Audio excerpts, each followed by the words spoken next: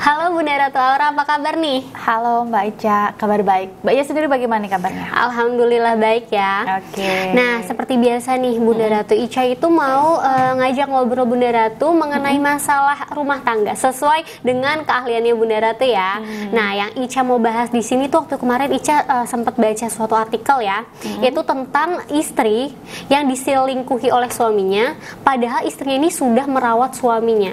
Bunda Ratu tahu nggak? Pernah baca nggak? Kemarin sempat viral sih. Iya sih pernah sempet terlintas saya aja sih.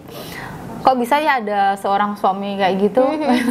Terus saya juga berpikir kok bisa ya istrinya juga sampai sabar banget merawat si suaminya. Nah, ini memang pengen saya bahas di sini di podcast kita sih Mbak Ica ya. Nah, Mbak Ica sendiri juga kepengen bahasnya. Iya, makanya karena kemarin kan Ica sempat baca artikelnya, kemudian Ica, wah ini menarik nih buat dibahas gitu kan. Sekali. Nah, barangkali sahabat Aura yang nonton ini belum tahu kan Bunda Ratu, Ica jelasin sedikit ya.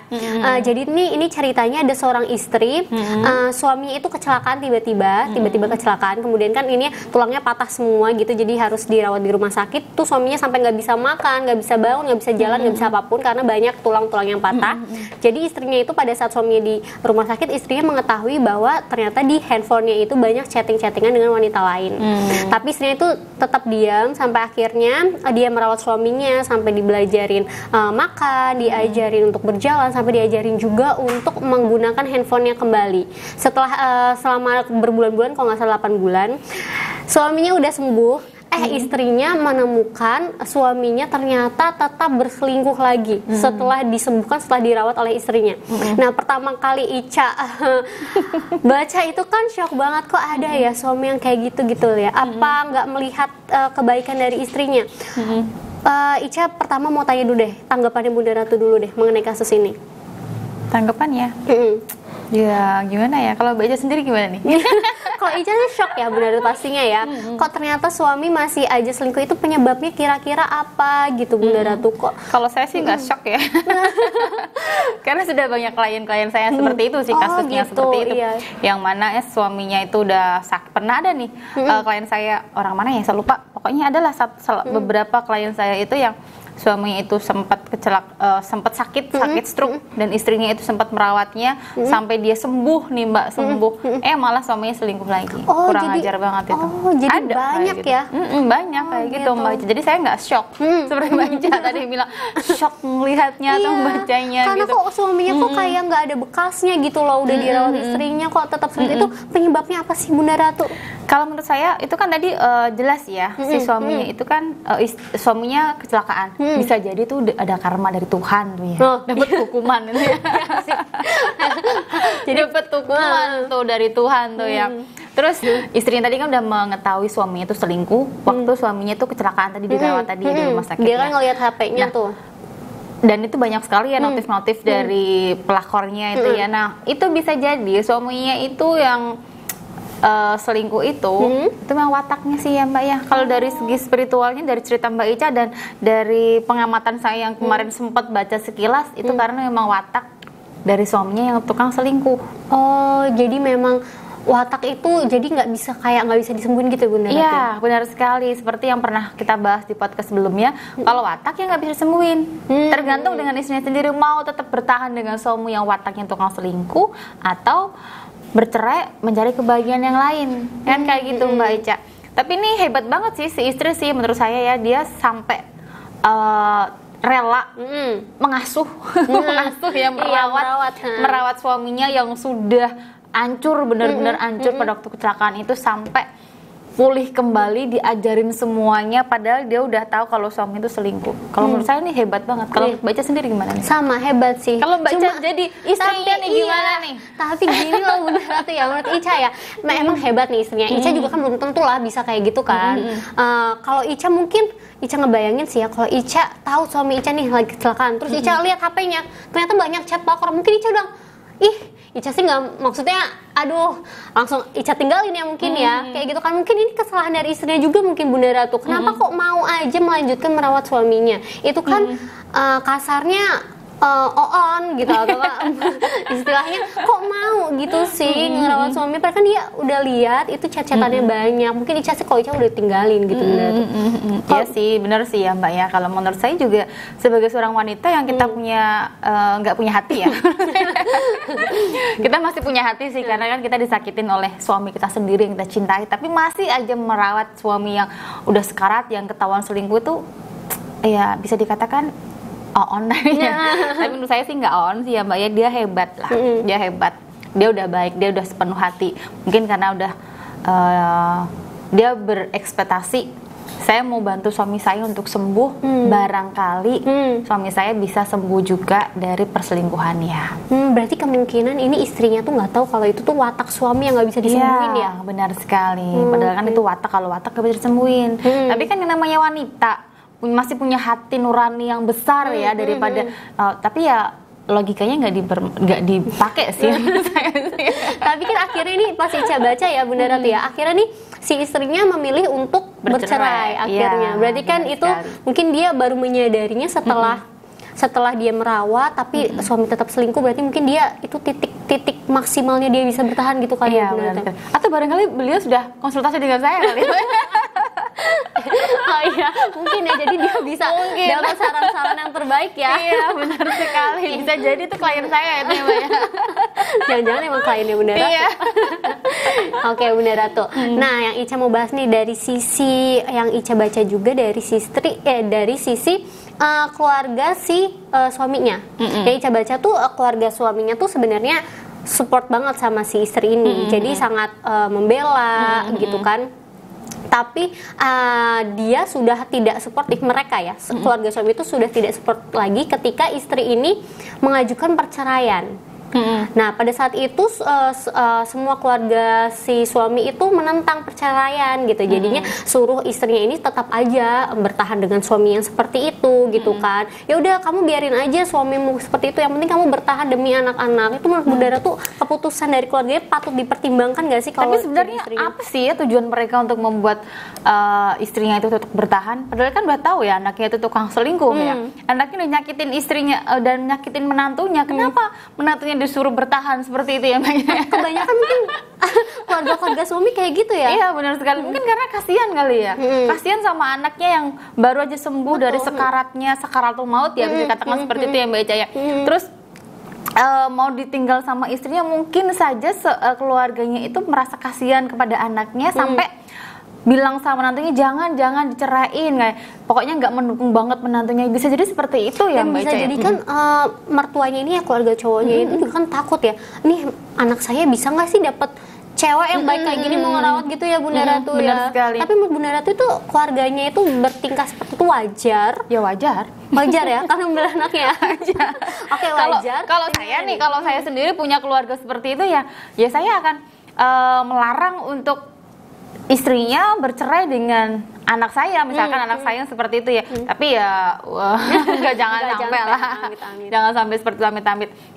Ya jangan sampai anak saya itu ditinggalkan oleh istrinya yang sudah sekarat, yang pernah sekarat, terus yang mungkin bisa dikatakan masih cacat, belum sembuh total, 100% sembuh total kan, karena yang namanya kecelakaan itu kan nggak bisa menyembuhkan manusia 100% bisa sembuh ya, pasti ada kekurangannya. Dan nggak mungkin ada wanita yang mau merawat anak saya nantinya, yang mau tulus merawat kan si istrinya pastinya. Ya saya tetap akan membela anak saya jangan sampai diceraikan. Itu hal yang wajar menurut saya.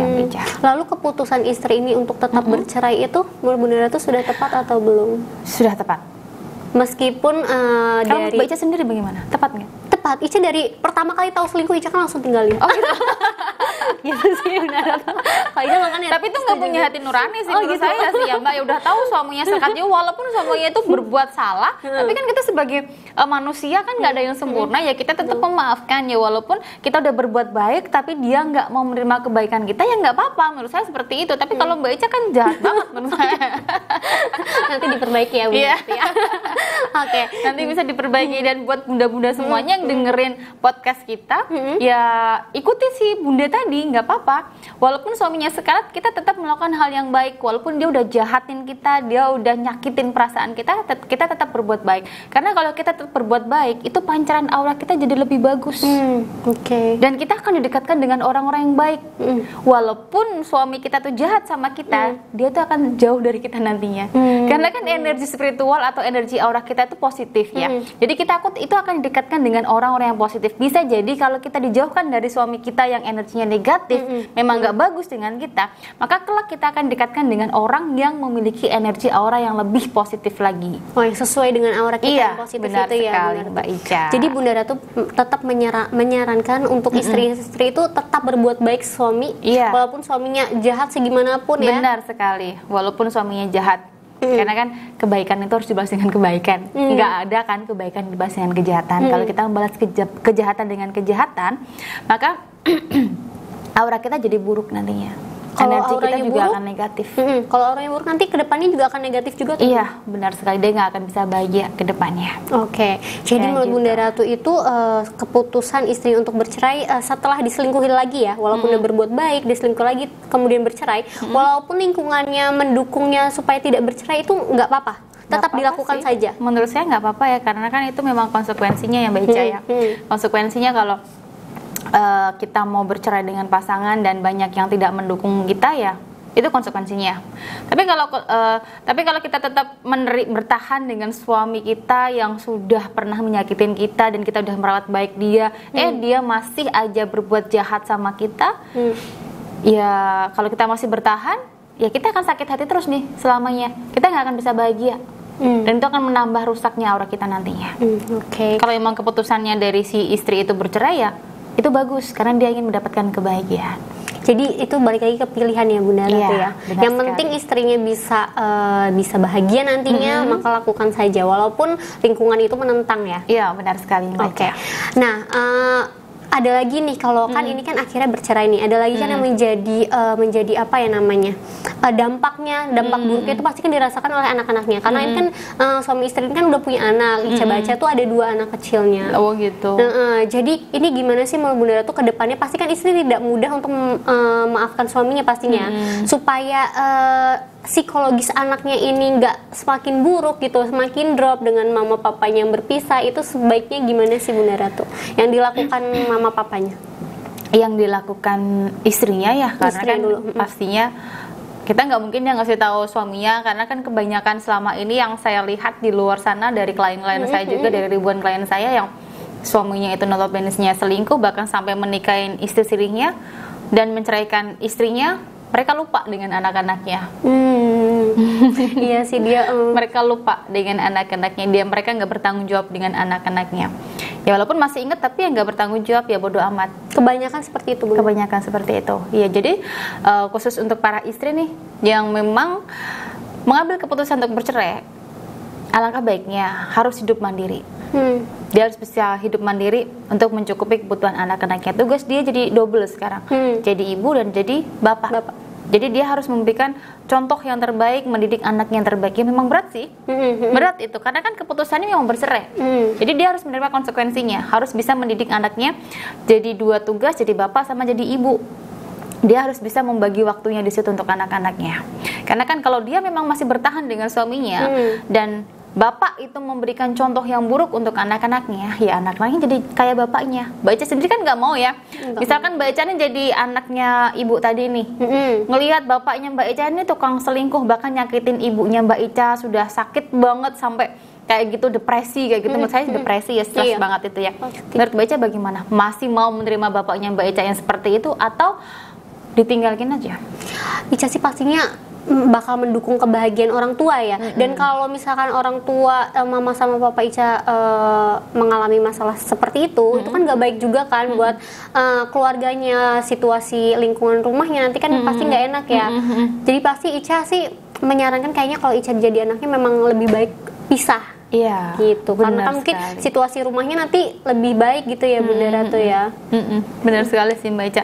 Yang terpenting kan kita kasih tahu anak ya, kalau memang bapak dan ibunya nggak bisa bersatu dengan baik. Bunda Ratu, selain itu ya, selain kita bahas dari sudut pandang istri, tadi kan kita udah bahasnya dari sudut pandang istri terus ya. Ica mau lihat dari sudut pandang suami nih. Mungkin nggak sih Bunda Ratu, dia tuh ngerasa ada sesuatu yang dia tuh sebenarnya nggak nyaman sama istri, yang membuat dia tuh selingkuh sebenarnya gitu. Tapi dia nggak ungkapin aja dan istri nggak menyadari itu. Mungkin nggak sih ada kemungkinan seperti itu nggak sih sebenarnya Bunda Ratu? Bisa jadi, karena kan kita kan nggak tahu ya.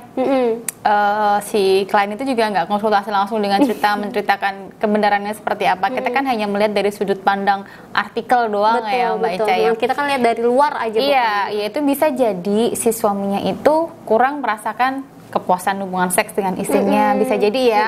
Bisa jadi juga suaminya itu merasakan kebosanan juga dalam rumah tangganya. Ya mungkin istrinya terlalu baik kali ya. Jadi dia merasa bosan, kurang ada sesuatu yang menarik. Ya sama nih kayak kita tuh kita masak ya, pasti kan ada rasa manis, pedes, asin kayak gitu ya.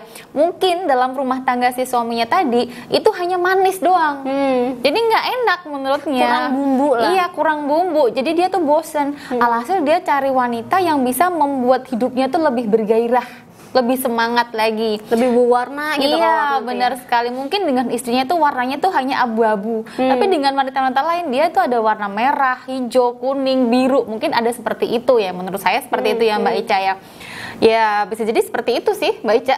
Oke, sekali lagi berarti kita tuh harus lihat sudut pandang dari suami dan istri. Tapi kan kita kan di sini kan kita lihatnya dari tampilan yang di TikTok, yaitu yang istrinya ini ya show up gitu ya di TikTok kan. Benar sekali. Karena kan kita nggak tahu dari sudut pandang si suami seperti apa. Kalau misalkan si suami mau buat TikTok juga nih, misalkan, jadi kan kita tahu nih mana yang salah dan mana yang harus diperbaiki bersama. Tapi yang pasti perselingkuhan itu tetap salah ya? Iya salah menurut saya. Perselingkuhan itu salah, baik itu dari istrinya, baik itu dari suaminya, baik itu dari pelakornya, mereka tetap salah. Kayak penyebabnya apapun diselesaikan dengan cara selingkuh itu udah salah ya Bunda. Benar sekali. Kalau memang nggak nyaman dengan istrinya, lah Mbok ya ngomong sama istrinya, kamu tuh kurangnya apa sih? Kamu tuh kurangnya kayak gini nih. Tapi kebanyakan kan para suami tuh malu ya Mbak Ita ya, malu untuk mengungkapkannya atau malas berdebat. Bukan malu sih menurut saya sih, malas untuk berdebat dengan istrinya. Alhasil dia selingkuh. Nah si istrinya juga itu mungkin dia nggak paham nih kesalahannya apa ya, sehingga suaminya itu selingkuh. Alhasil dia menyalahkan suaminya dan juga menyalahkan si pelakornya juga. Dari si pelakor juga salah juga. Kenapa sudah tahu suaminya itu sudah pria itu sudah punya istri, tapi dia masih aja lanjut untuk menjalin hubungan? Ya sama-sama salahnya menurut saya.